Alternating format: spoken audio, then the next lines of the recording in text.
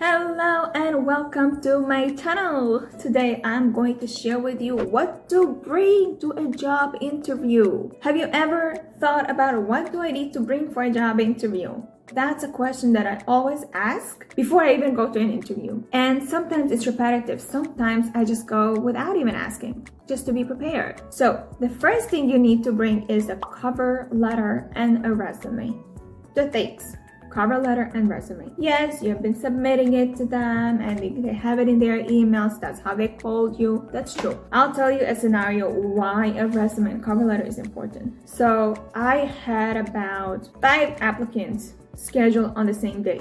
The recruiter scheduled my calendar and I said, okay, now it's Friday. I have it till Monday. So I have no worries. You can always go to my email and print it out whenever I need. I just don't like clutter on my desk if I print it in advance. So I have an applicant walking in early. Like, you know the rule, 10 minutes early, you need to be at the interview so you look professional. So an applicant walks in and I don't remember the name. I don't remember who is this. Instead of me going through my email and then my computer freezes and then I don't want to look unprofessional on my part. So I asked, do you have your resume ready? Can I have your resume? That's why you need to have a copy of your resume and a cover letter.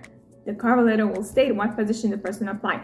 I had some people apply for director and I'm doing interview for teaching. So it really didn't make sense. So I need to know what the cover letter says. I need to know what the resume says. While the person is talking, I can just skim through.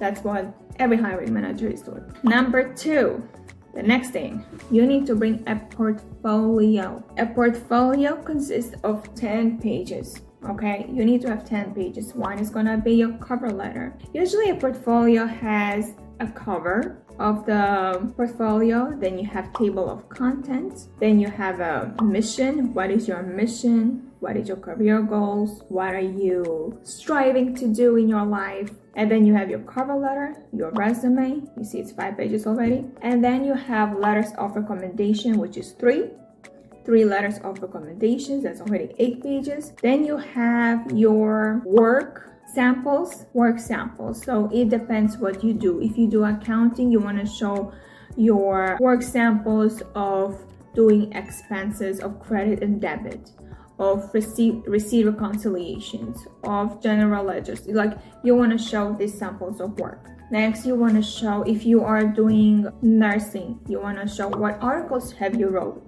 in your blog or publications, whatever that is. If you're a teacher, you want to show your samples of your lesson plan, samples of activities you did with your kids. If you're a graphic designer, you want to show samples of your logos, of your flyers, of your business cards, of your posters, what exactly you did.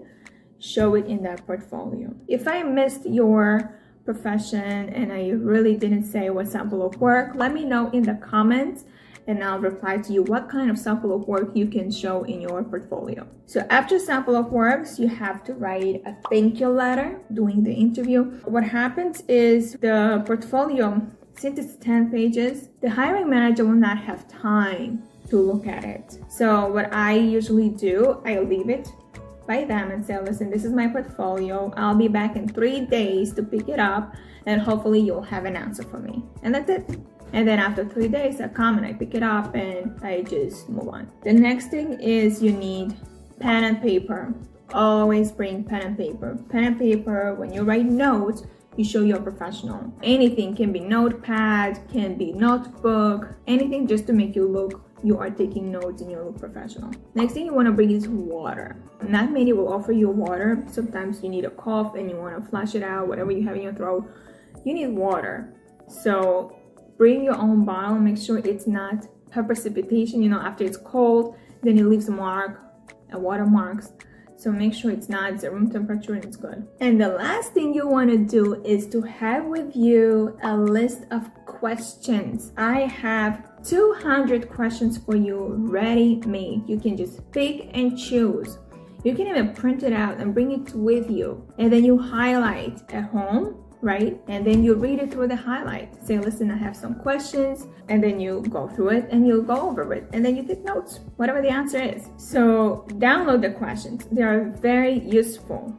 very useful. So it's gonna be in the links, and I hope that this is going to help you get prepared, help you look professional. Bring these 5 things with you, and if you still have questions, let me know in the comments and I'll be able to reply to you. Share this video with your friends who are scheduled for an upcoming interview. Make sure they are successful. So share that with them and give me a like that you like this video. Subscribe to my channel, and I will see you on the next one.